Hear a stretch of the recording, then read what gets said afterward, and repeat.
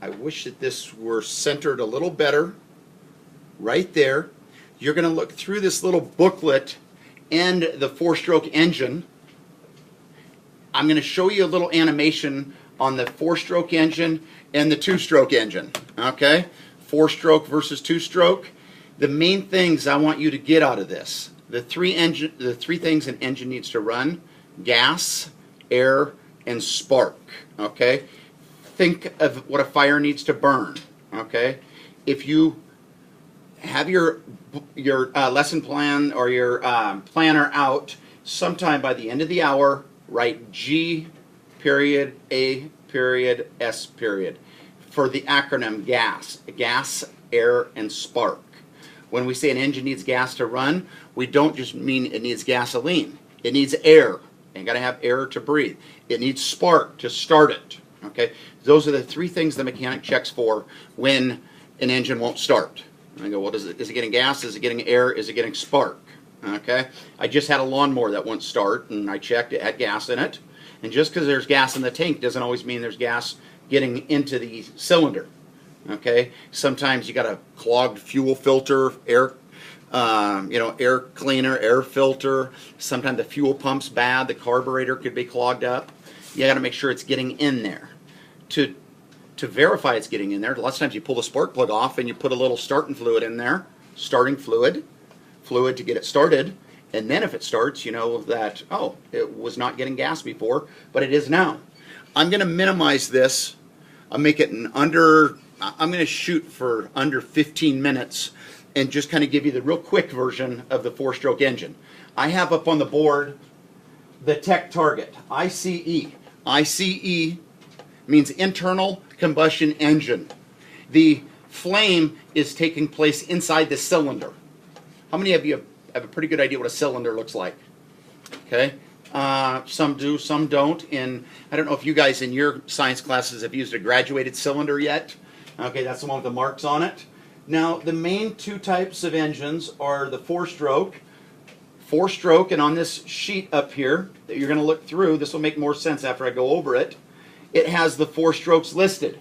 It says on here, intake stroke. Piston goes down, a vacuum is created in the cylinder, the intake valve opens and draws the air-fuel mixture into the cylinder. Compression stroke. Both the intake and the exhaust valve are closed. The piston moves back up, squeezing the air-fuel mixture under pressure. It's compressing it. That's why they call it the compression stroke. Power stroke. When the air-fuel mixture has been compressed, an electrical spark flashes across the tip of the spark plug. The spark ignites the compressed air-fuel mixture, causing the explosion. The explosion forces the piston down. And that's why they call it the power stroke. It forces that piston down, and it's just like doing what on a bicycle? Pedaling, pushing down, pushing down, pushing down, okay? And that's where you get your power from. Lastly, the exhaust stroke, the valve opens, and the remains of the burned air-fuel mixture is forced out through the exhaust system and into the air, okay? That's a four-stroke. That's what most cars are. The exception to that, there was a car called Saab. Saab is a Swedish company. It stands for Svenska Aeroplan AB. They made a two-stroke car. Usually two-strokes are not good because you have to mix your gas and oil. Except the new one, the new technology in the new engines has fuel injection and oil injection, where you don't have to mix your gas and oil. Okay? Now, I'm going to show you a few examples of that. Today you're going to look through this booklet. It's a quick read. It's about a 10-minute booklet. Okay, it shows like different engines with different cylinders. I have examples of some up here I will show you. I really wanted to get this booklet recorded while I still had some of them. Okay, because they're starting to disappear and they're starting to get torn up and stuff. So I'll go over this fairly quick. Okay, to start with. About as simple as you can get. This little toy that I robbed from my kid. Right there, it has two pistons and two cylinders. When the engines and the wheels and the tires move up and down, the pistons move up and down. It does it just in reverse. When you go up and down, it makes the pistons go up and down. Normally, it's the gas exploding, forcing the pistons down, which turns the wheels and tires. But this would be considered a front-wheel drive car. But that's as simple as you get. Okay, this is a model my daughter and I made. We were eating these little push-ups, and I said, these look like pistons inside a cylinder. Okay, and we made this little 4-stroke model. It's got 4 cylinders. You guys have probably had these little yogurt push-ups before. These are like the pistons. The cylinder is the outside shape. I have some examples of what a cylinder looks like here. This is a cylinder. It's a round cylindrical shape. This one is kind of unique. It's off my Volkswagen Bug, and the Volkswagen Bugs are air-cooled. That's why it has all those fins on there. So like a lot of motorcycles, rather than having liquid-cooled where you have a radiator and antifreeze and stuff in it, it's air-cooled. Volkswagen's one of the few cars that are air-cooled, but they overheat a lot. In fact, 2 out of 3 of mine have caught on fire. This is an example of, oops, I just shut that off. Didn't mean to do that. What did I do? Trip on the cord? Let's see if it starts back up. Trevor, press that red button on there, would you? Where it says record, we'll go right from there.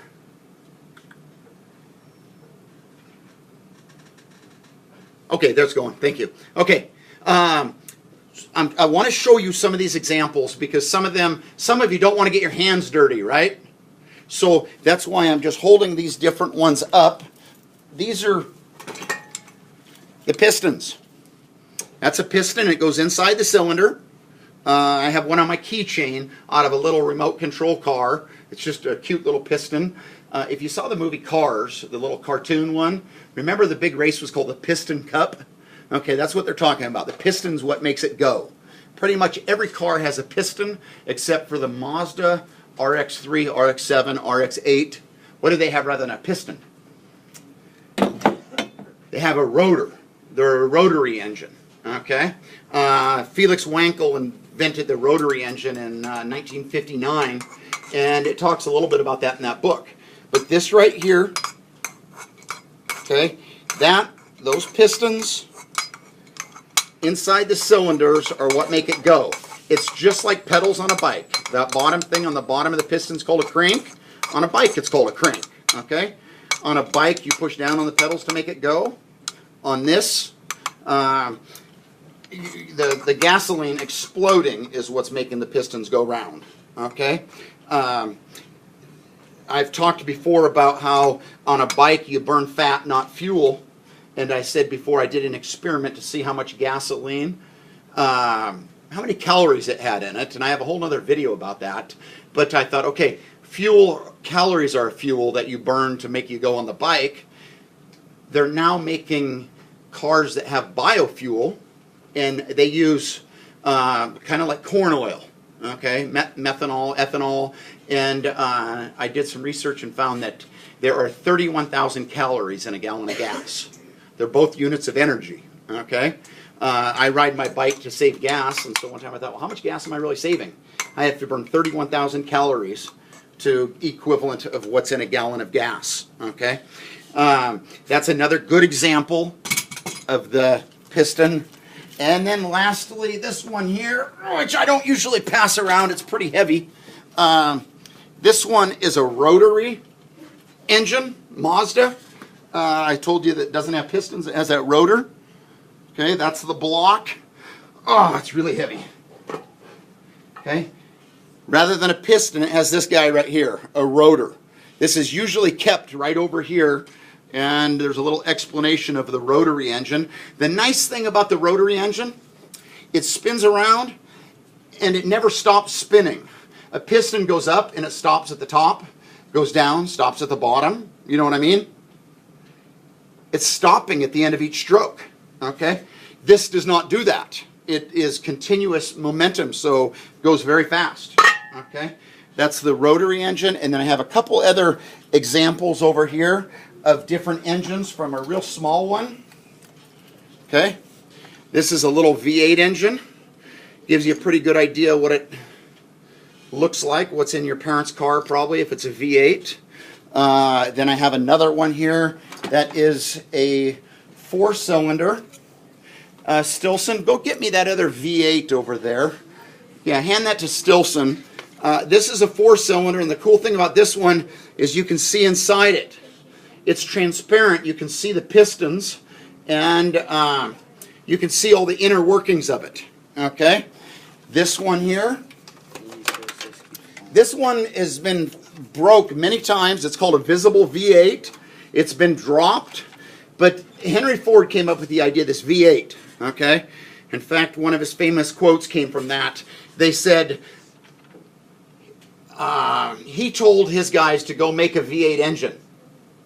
And then they went to the shop, they couldn't do it, and they came out of there and said, Henry, it's impossible. We can't make a V8 engine. And he said, go back in the shop and don't come out until it is possible. And so anyways, they went and discussed it. So maybe he just wants us to say it's not impossible, we just haven't come up with a way to do it yet. And from that came his famous quote, whether you think you can or think you can't, you're right. If you think you can do it, you're right, you can. If you think I can't do it, you're right, you probably can't. Okay? It's a mindset. His other quote was, I'll make you a car any color you want as long as you want black. He could do that because he had no competition. Okay? Last thing I have over here.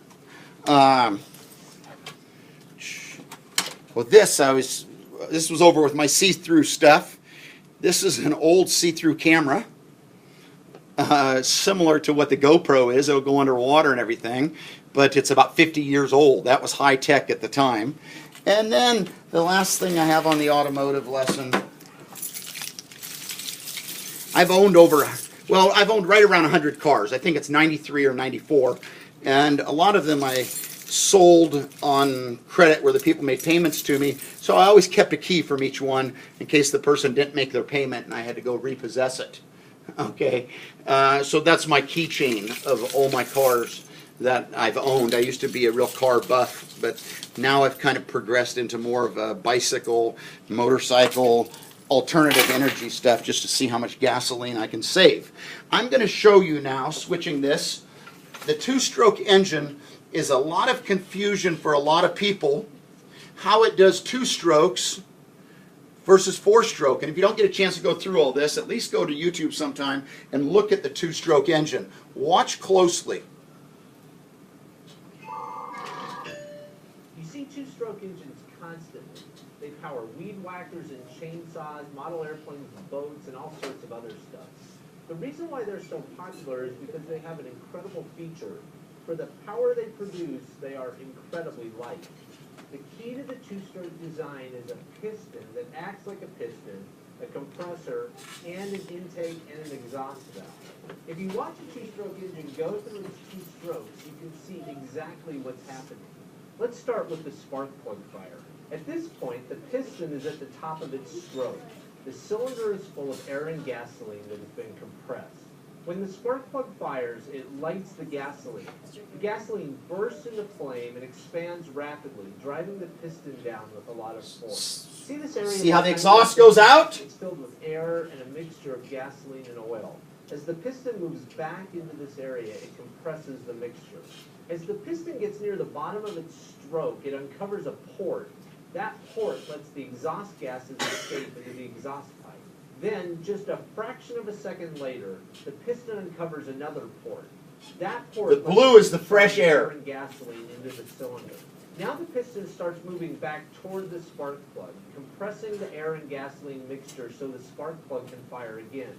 This cycle repeats thousands of times per minute. You can see that the piston is doing 3 things besides being a piston. It's an intake valve, an exhaust valve, and a compressor. Because the piston is doing so many different things, it makes the engine incredibly light. You can also see that the spark plug fires once for every rotation of the crankshaft. That's twice as often as the spark plug fires in a 4-stroke engine. So not only is a 2-stroke engine intrinsically lighter than a 4-stroke, but it also has twice the power. The other advantage of a 2-stroke engine is that it can work in any orientation. As long as fuel is flowing to the carb, this engine is completely happy to work right side up or upside down. So that's how a 2-stroke engine works. I'm Marshall Brain, and that's how stuff works. That's a great website.